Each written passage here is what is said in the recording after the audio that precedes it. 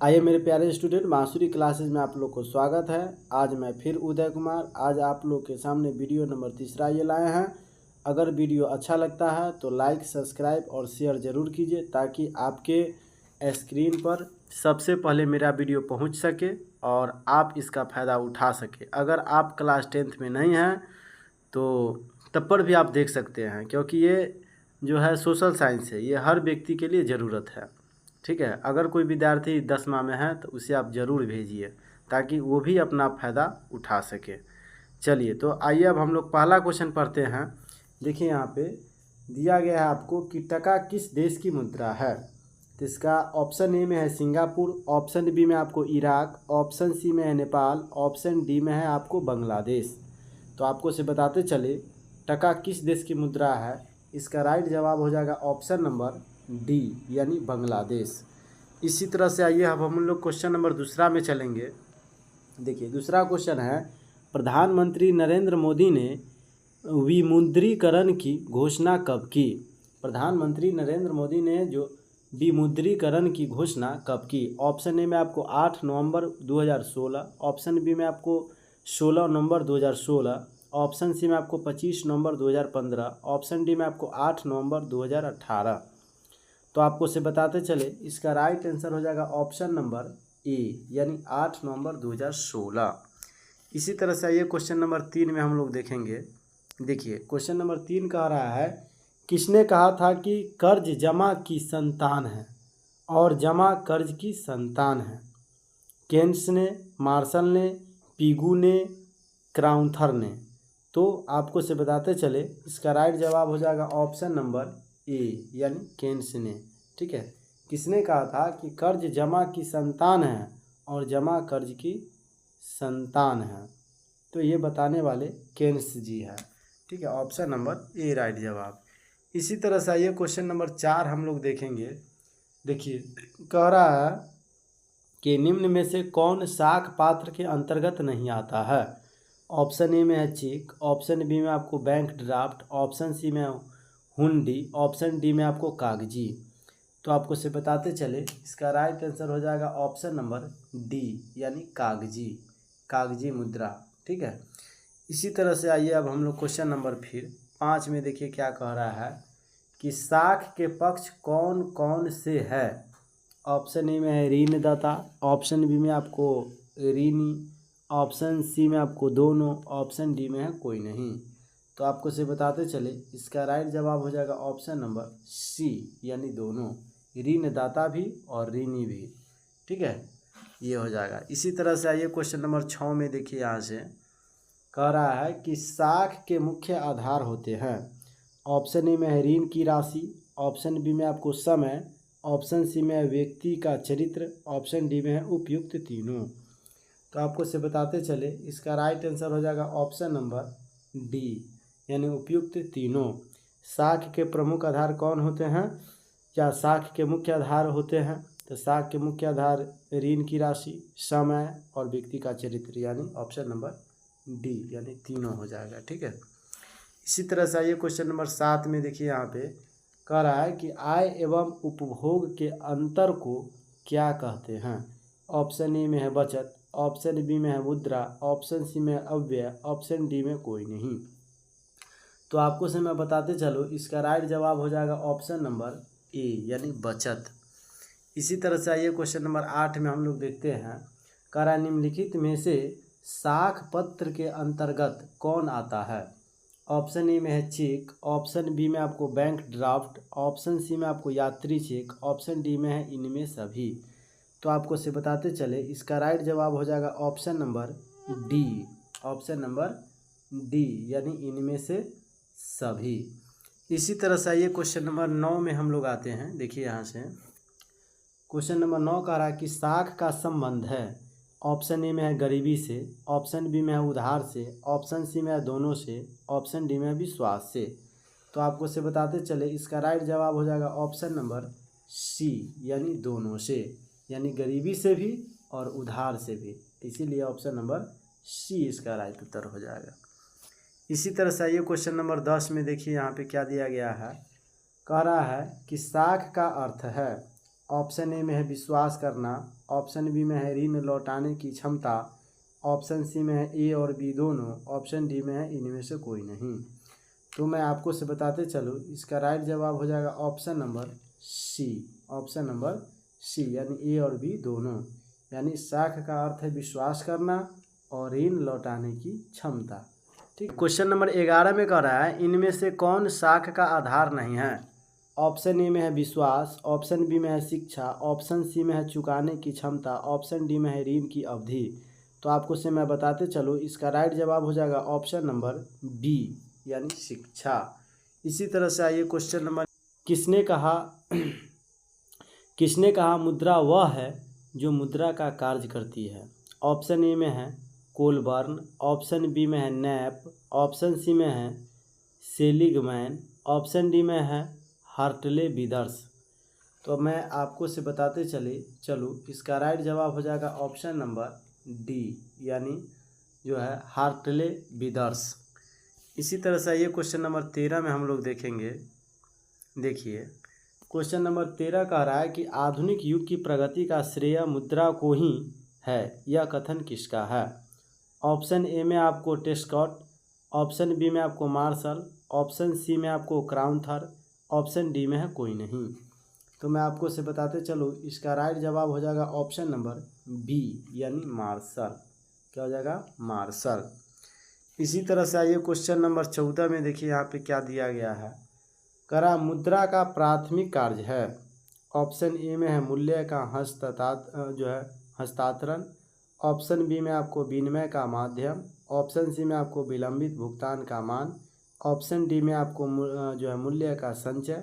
तो मैं आपको से बताते चलूँ, इसका राइट जवाब हो जाएगा ऑप्शन नंबर बी यानी विनिमय का माध्यम, विनिमय का माध्यम। इसी तरह से आइए क्वेश्चन नंबर 15 में देखिए, करा मुद्रा के कार्य है। ऑप्शन ए में है मापन, ऑप्शन बी में है संचय, ऑप्शन सी में है भुगतान, ऑप्शन डी में इनमें सभी। तो मैं आपको से बताते चलूँ, इसका राइट जवाब हो जाएगा ऑप्शन नंबर डी यानी इनमें सभी। इसी तरह से आइए क्वेश्चन नंबर 16 में, करा इनमें कौन मुद्रा के कार्य नहीं है। ऑप्शन ए में है माध्यम, ऑप्शन बी में है मापन, ऑप्शन सी में भुगतान, ऑप्शन डी में है लेखन एवं संपादन या उत्पादन। तो मैं आपको से बताते चलूँ, इसका राइट जवाब हो जाएगा option number D, option number D यानी लेखन एवं संपादन बोलिए या उत्पादन बोलिए।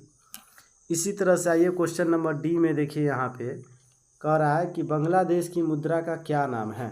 ऑप्शन ए में है रुपया, ऑप्शन बी में है डॉलर, ऑप्शन सी में है टका, ऑप्शन डी में आपको जो है दिनार। तो मैं आपको से बताते चलूँ, इसका राइट जवाब हो जाएगा ऑप्शन नंबर सी यानी टका। देखिए 2021 में पूछा गया भी क्वेश्चन है। इसी तरह से आइए क्वेश्चन नंबर 18 में देखिए, करा सभ्यता के प्रारंभिक अवस्था में मुद्रा का प्रयोग निम्न में से किस किस रूप में होता है। ऑप्शन ए में है गेहूँ, ऑप्शन बी में है गाय, ऑप्शन सी में आपको भुगतान पत्र, ऑप्शन डी में है ए और बी दोनों। तो मैं आपको से बताते चलूँ, इसका राइट जवाब हो जाएगा ऑप्शन नंबर डी यानी ए और बी दोनों, यानी गेहूँ भी हो जाएगा और गाय भी हो जाएगा। इसी तरह से आइए क्वेश्चन नंबर 19 में हम लोग देखते हैं, कह रहा है कि इनमें कौन सी मुद्रा संयुक्त राज्य अमेरिका में प्रचलित है। तो ऑप्शन ए में है रियाल, ऑप्शन बी में आपको दिनार, ऑप्शन सी में है पाउंड, ऑप्शन डी में है डॉलर। तो मैं आपको से बताते चलूँ, इसका राइट जवाब हो जाएगा option number D, option number D यानी डॉलर। इसी तरह से आइए क्वेश्चन नंबर अब हम लोग 20 में प्रवेश करेंगे। देखिए यहाँ से क्वेश्चन नंबर 20 कह रहा है कि वस्तु विनिमय प्रणाली की मुख्य कठिनाइयाँ थी। तो ऑप्शन नंबर ए में है आवश्यकताओं के दोहरे संयोग का अभाव, ऑप्शन बी में है मूल्य मापन की कठिनाइयाँ, ऑप्शन सी में है दोनों, ऑप्शन डी में है इनमें से कोई नहीं।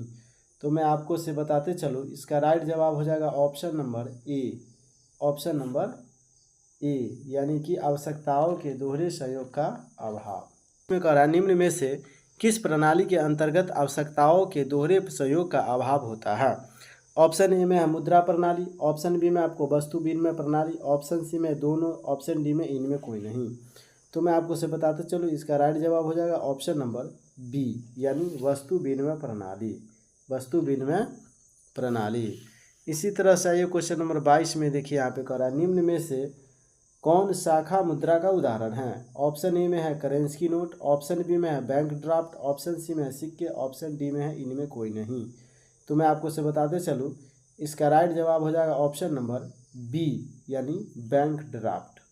क्या हो जाएगा? Bank draft. इसी तरह से आइए क्वेश्चन नंबर 33 में हम लोग देखते हैं, कह रहा है निम्न में से कौन प्लास्टिक मुद्रा है। ऑप्शन ए में है चेक, ऑप्शन बी में आपको बैंक ड्राफ्ट, ऑप्शन सी में आपको डेबिट कार्ड, ऑप्शन डी में है करेंसी नोट। तो मैं आपको इसे बताते चलूँ, इसका राइट जवाब हो जाएगा ऑप्शन नंबर सी यानी डेबिट कार्ड। क्या हो जाएगा? Debit card. इसी तरह से आइए क्वेश्चन नंबर 24 में हम लोग देखते हैं फिर, कह रहा रूस की मुद्रा क्या है।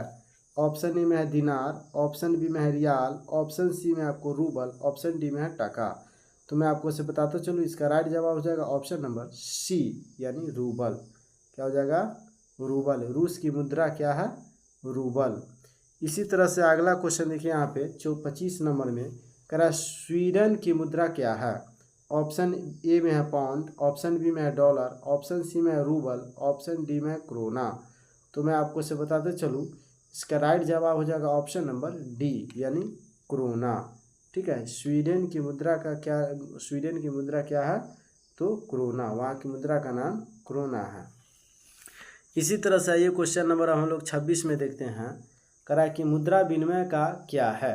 ऑप्शन ए में है माध्यम, ऑप्शन बी में है रूप, ऑप्शन सी में है साधन, ऑप्शन डी में है इनमें कोई नहीं।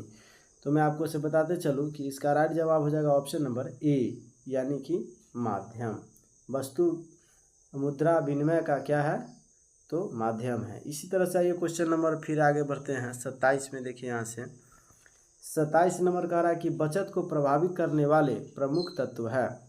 ऑप्शन ए में है बचत करने की क्षमता, ऑप्शन बी में है बचत करने की इच्छा, ऑप्शन सी में आपको बचत करने की सुविधाएं, ऑप्शन डी में है इनमें से दोनों ही।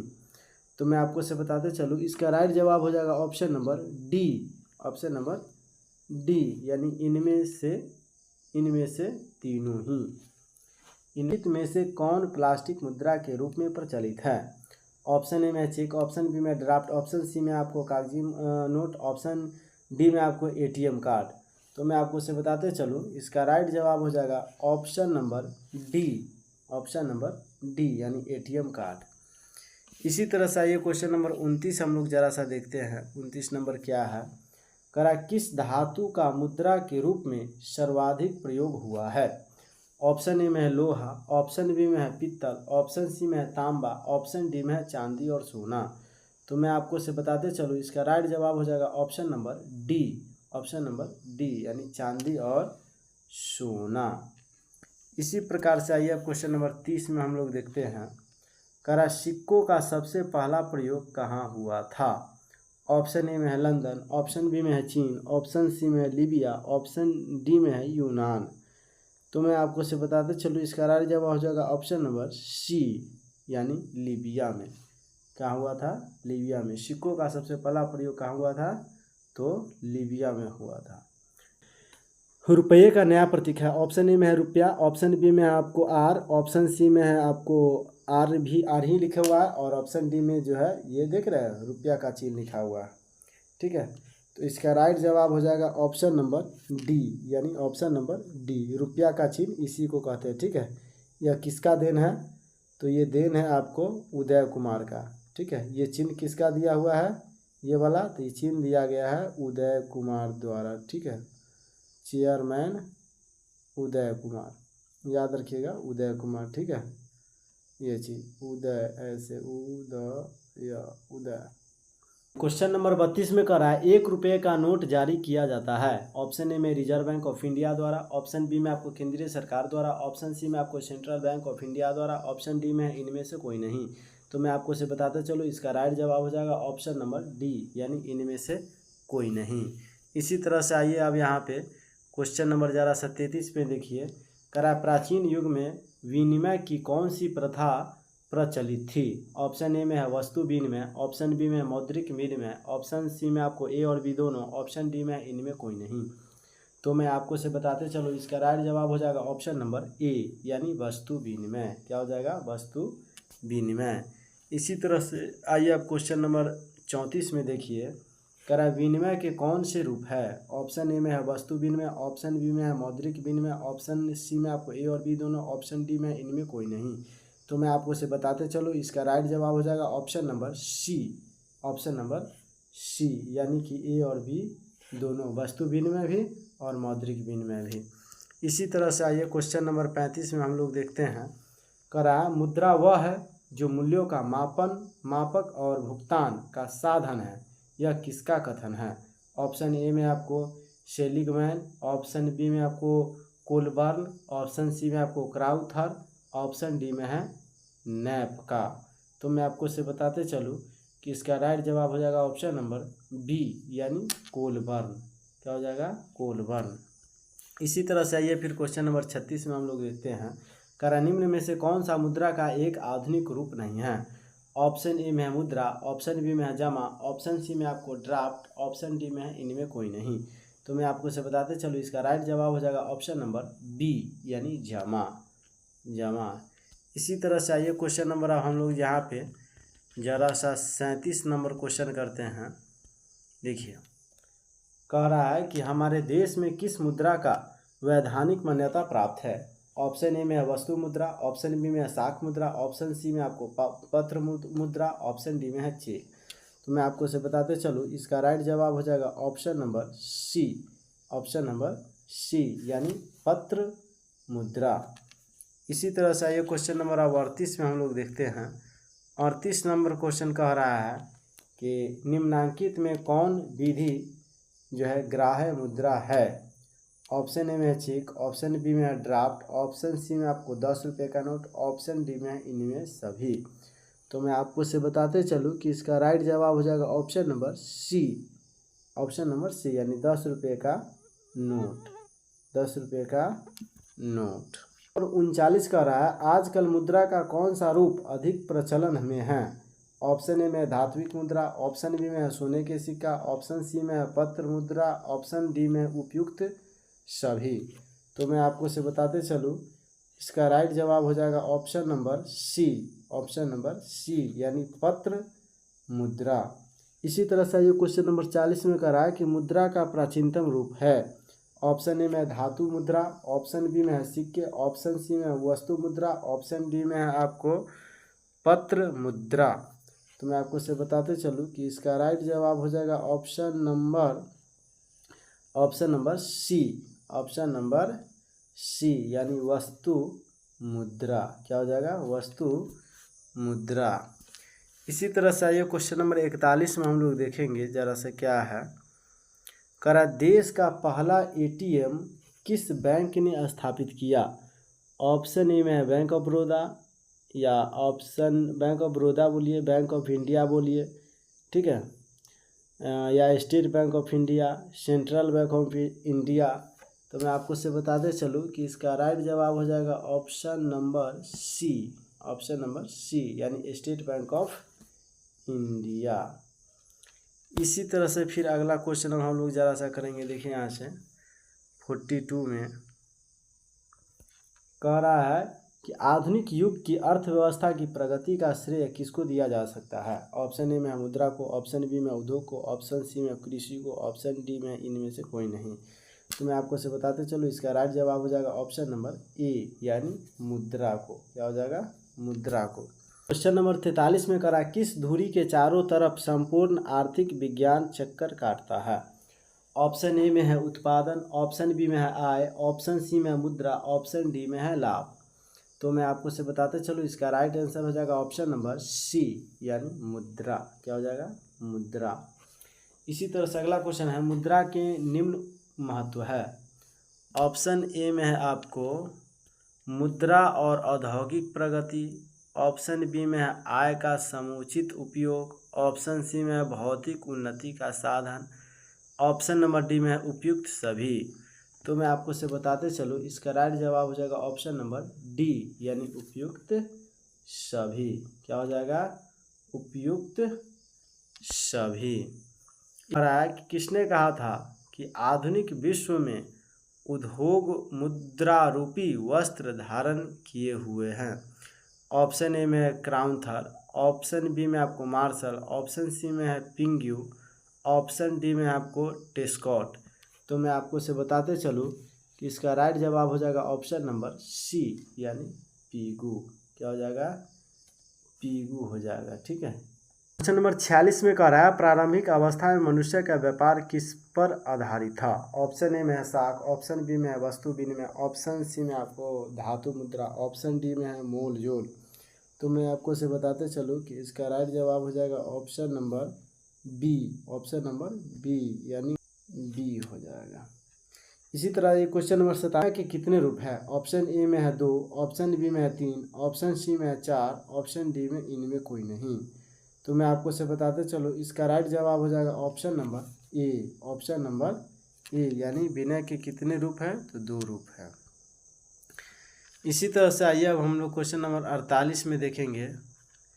यहाँ से 48 नंबर क्वेश्चन देखिए, कह रहा है कि विनिमय का सर्वोच्च माध्यम है। ऑप्शन ए में है वस्तु, ऑप्शन बी में है चेक, ऑप्शन सी में है मुद्रा, ऑप्शन डी में है आपको प्रतिज्ञा पत्र। तो मैं आपको से बताते चलो इसका राइट जवाब हो जाएगा ऑप्शन नंबर सी यानी मुद्रा। वस्तु विनिमय प्रणाली के निम्न में कौन सी कठिनाइयाँ है? ऑप्शन ए में है वस्तु विभाजन में कठिनाइयाँ, ऑप्शन बी में है सार्वजनिक मूल्य मापांक का अभाव, ऑप्शन सी में आपको दोहरे संयोग का अभाव, ऑप्शन डी में उपयुक्त सभी। तो मैं आपको से बताते चले इसका राइट जवाब हो जाएगा ऑप्शन नंबर डी यानी उपयुक्त में से सभी। तो चलिए आज का वीडियो मैं यहीं पे समाप्त करते हैं। जय हिंद, जय भारत। और आप लोग को यह वीडियो अच्छा लगता है तो लाइक, सब्सक्राइब और शेयर ज़रूर कीजिए। ठीक है, ताकि हम भी आपके लिए अच्छा से अच्छा वीडियो बना सकें। ठीक है, चलिए जय हिंद, जय भारत। अगले वीडियो में फिर मिलते हैं।